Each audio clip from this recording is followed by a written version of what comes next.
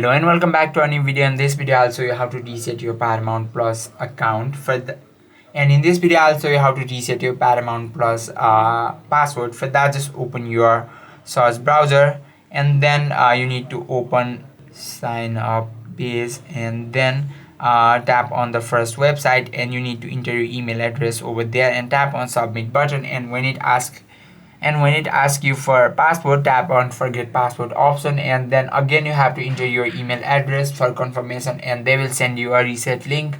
Go and check your Gmail app, and there you will see a reset link. Just tap on that and it will take you to another website. There you can create a strong new password and you need to enter that password again right below that and tap on save change, and that is how you can easily reset your Paramount Plus password. I hope this video helped you out. If you have any questions or queries, just let us know in the comment section. Thank you for watching.